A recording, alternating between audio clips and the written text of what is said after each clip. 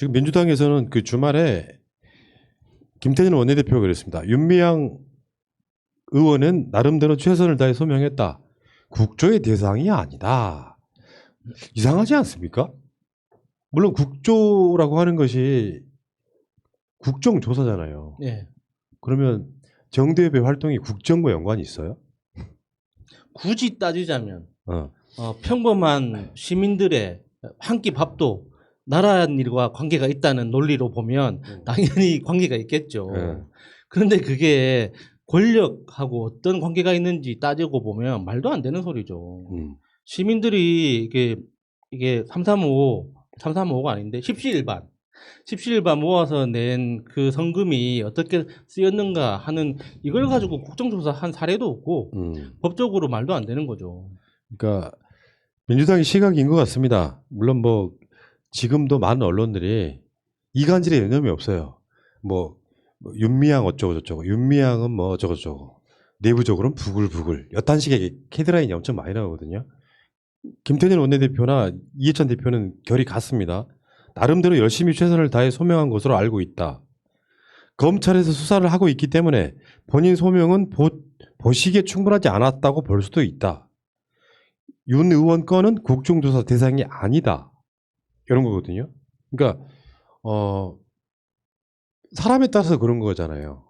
검찰은 지금 수사라고 말하기가 좀 그렇고 조사를 하고 있고, 그리고 윤미향 의원 입장에서는 최선을 다해 소명을 했고, 이따가 그 이야기가 나오겠습니다만 어떤 이야기라도 안 믿는 사람 안 믿어요.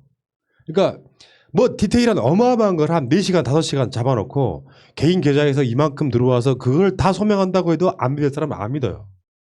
진짜 중요한 건 우리보다 훨씬 정보가 많을 민주당 지도부 입장에서 윤미향 의원이 나름대로 최선을 다해 소명했다고 하는 그런 부분들이 있잖아요. 네. 이런 부분들에 대해서 납득이 되고 받아들인 거거든요.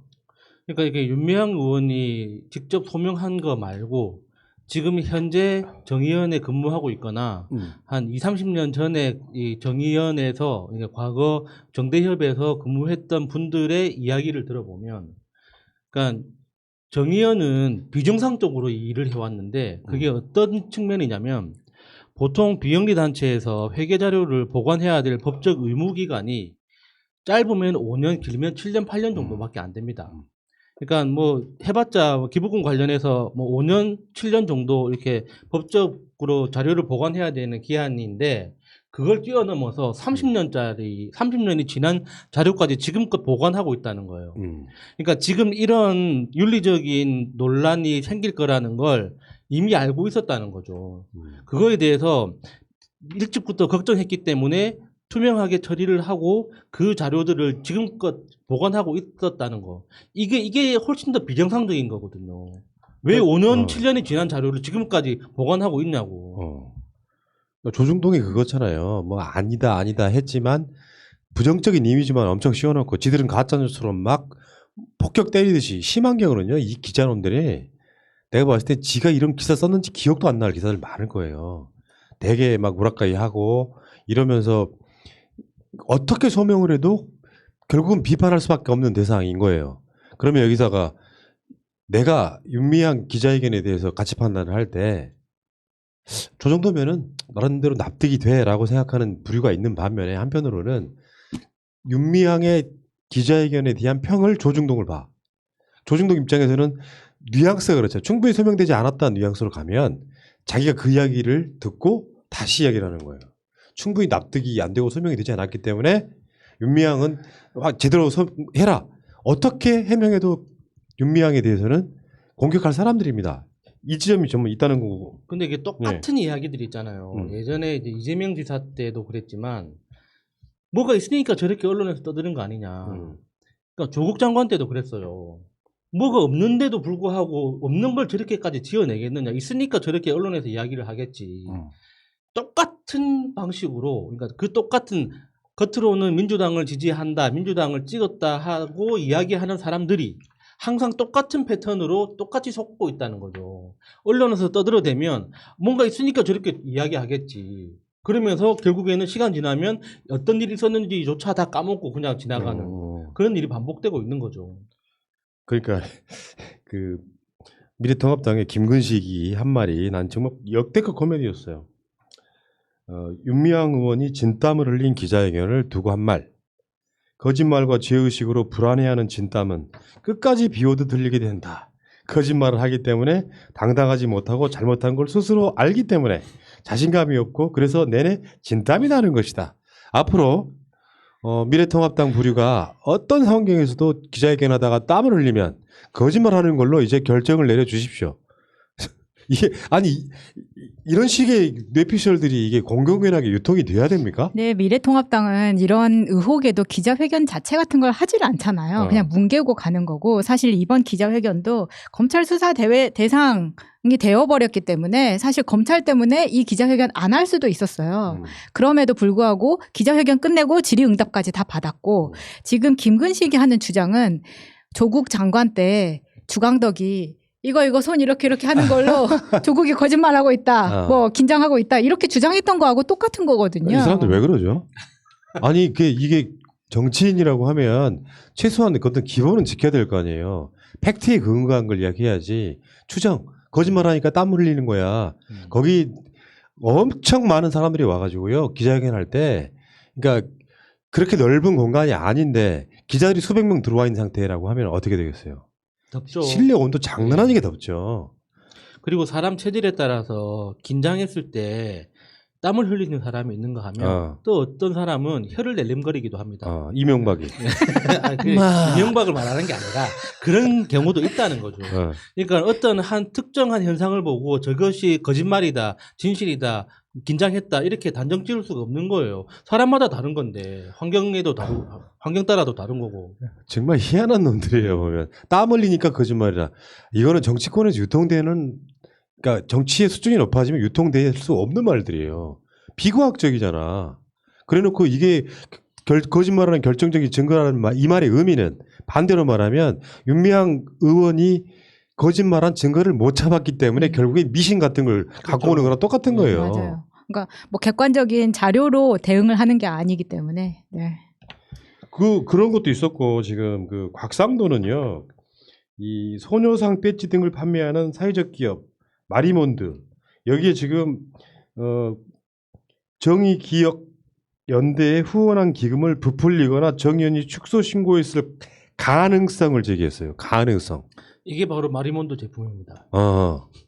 그러니까 이렇게 저렇게 해보니까 그럴 가능성이 있더라. 아니 나도 있어요. 곽상도 그것도 마리몬드예요? 네. 왜 나는 없지? 아니 마리몬드가 사실 영업이익의 50% 이상을 기부하는 사회적 기업이에요. 그런 업체한테 지금 그 칭찬을 못 해줄 망정 이게 지금 정확하지도 않으면서 마리몬드가 후원금을 부풀린 것인지 정의연이 후원금을 축소한 것인지 이런 식으로 국회의원이 이렇게 말을 해도 되는 건지. 아까 이런 거라니까요. 곽상도 같은 자한테는 곽상도가 지금 하고 있는 짓처럼 고소고발 남발해야 된다고 생각해요.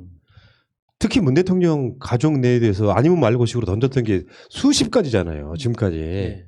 얘는 지금 21대도 똑같은 짓 할 가능성이 높은데 어떤 근거도 없어. 그냥 추정될 뿐이다라고 계속해서 이야기하면서 나쁜 이미지만 만들어요. 이건 정치인이 아니에요. 처벌받고 감옥 가야 될 사람인 거죠. 근데 지금 곽상도가 그 국회의원 하면서 지금 21대 의원이지만 20대 국회 동안 뭐 후원 내역도 이상한 게 있더만요. 내 말이 사무소 공사업체 대표 부부한테 4년 동안 고액 후원 받았던 게 바로 3월 달에 그 알려진 사실 중에 하나거든요. 예. 얼마 안 됐어요. 그러니까 이거 선관위에서 들여다 봐야 되는 거예요. 이게 그 박근혜 정권 때 이 민주당 의원들이 정말 무더기 기소를 당한 적이 있었는데, 그러니까 그 혐의가 그 청탁이 입법 청탁 있잖아요. 그러니까 후원금을 받고 그 대가로 입법 활동을 해줬다라는 혐의로 수십 명이 무더기 기소된 적이 있었어요. 근데 그게 사실 까보면은 의미 없는 거거든요. 이게 뭐 공기업에 소속되어 있는 사람이 후원을 하면 그게 다 입법 청탁입니까? 자기 업무하고 연관성도 없는데 그냥 단순히 그 사람이 공기업 직원이라는 이유만으로 입법 청탁이라 그러면 사실상 직업 선택의 자유하고도 연관되는 거거든요.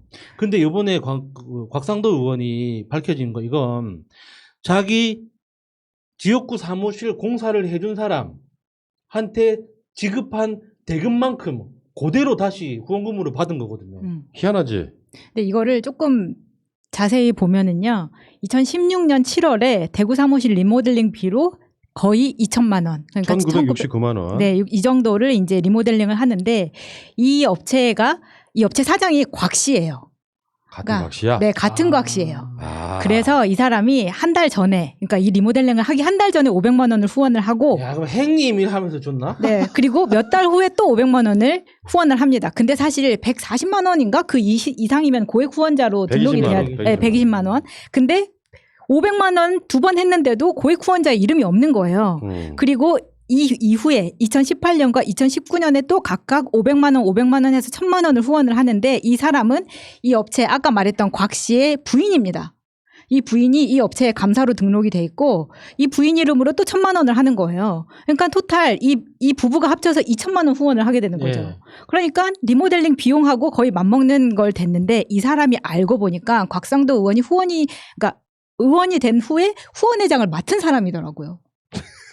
이거는 불법 정치 자금 혐의도 있는 거예요. 그렇죠. 그런데 여기서 곽상도 의원한테 이게 어떻게 된 거냐고 물으니까 이 대답이 더 웃긴 거예요. 저는 이게 정의연 사건보다 훨씬 심각하다고 보는 게 첫 해에 후원한 적이 있는지는 몰라도 그 이후에 후원한 적이 없다라고 그 곽 씨 아저씨가 이야기를 하고 곽상도는 이게 다고 지출이 된 그곳에 기록이 됐으면 됐을 거다. 선관위 확인을 해서 다 문제가 될 것이 없다라고 말을 한 거예요. 아니 자기는 이렇게 이야기를 하면서 정의연은 그렇게 패대고 있는 게 너무 웃기는 거예요. 근데 이게 고액 후원자는 의원들이 모를 수가 없는 게요. 보좌진에서 따로 정리를 해서 보고를 합니다. 어떤 사람인지. 왜냐면은 이게 익명으로 후원하는 것 자체가 불가능하거든요. 만약에 익명으로 하고 싶으면 선관위 쪽에다가 돈을 지급을 하고 선관위를 통해서 돈이 들어오는 방식으로 하는데 그럴 거면은 왜 후원을 하겠습니까? 고액 후원자들이. 내가 누군지를 밝히고 싶으니까 고액 후원을 하는 거 아닙니까? 그러니까 곽상도 의원도 보통 한 고액 후원한 사람이 44명? 45명 정도 됐다고 하는데 그 정도는 보좌진에서 리스트를 관리를 하고 의원한테 정확하게 보고를 하거든요. 모를 수가 없는 거예요. 특히나 처음에 그 곽모 씨라는 그 공사업체 사장이 두 번 500만 원씩 총 1000만 원을 냈다가 그 고문 이름으로 알고 보니까 고문이 그 와이프더만요. 그러니까 그 와이프 이름으로 두 번 했다는데 그러면은 보좌진들이 모를까봐? 그 사람이라는 걸 모를까봐? 처음 보는 사람이 입금했네요, 의원님. 이렇게 보고하는 바보가 어디 있습니까? 아니 그리고 왜 거짓말을 하는지 모르겠어요. 첫 해에는 후원한 적이 있는지 몰라도 그 이후에 한 적이 없다. 아니 왜 거짓말을 하냐고. 뭔가 이것보다 더 많이 했기 때문에 구린 게 있어서 거짓말을 한 게 아닌가 하는 의심을 충분히 살 수 있는 거죠. 그러니까 곽상도는 대표적인 그런 사람이에요. 내 몸에 묻은 똥. 상대방 눈에 뭐 재가 묻었다든가 요 느낌으로 계속 의혹 제기를 하는데 최소한 국회의원이면 책임감 있게 하라고요. 현역 국회의원인 것이 방패막이가 돼서 가짜 뉴스든 아니든 상관없이 막 짓거리듯이 살아온 인생이 있어서 유서 조작 사건이 뭡니까 도대체. 현직 공무원이던 자가. 아니 곽상도한테는요 방어는 최선의 공격이에요. 우리들 입장에서 보면 이런 걸 말할 수 있는 자격 자체가 안 되는 자, 국회의원도 하면 안 되는 자가 지금 앉아가지고 말도 안 되는 거 뭐 무슨 윤미향 의원에 대해서도 무슨 사건만 했으면은 정보라는 게 알량한 걸 들어봐가지고 계속 공격하는데 책임지지 못할 걸 계속하고 있어. 윤미향이든 문재인 대통령이든 이자는 고소고발 계속 해야 된다고 생각해요. 2013년에 곽상도가 민정수석이 됩니다. 박근혜 때. 와, 이 사람 재산 보니까 갑자기 확 불어났다 그랬었잖아요. 예금만 20억이었더만 그 당시에도. 2013년이면 벌써 7년 전입니다. 그러니까 신기하죠. 그러니까 신고 재산이 30억 정도인데 30억 재산 중에 20억이 예금이라는 거죠. 정말 대단한 사람인 것 같아요. 근데 여기서 놀랄만한 거는 이 사람이 2008년 재산 신고 때 6억 9천이었거든요. 내 말이 5년 만에. 5년 만에 30억으로 튀었다는 거예요.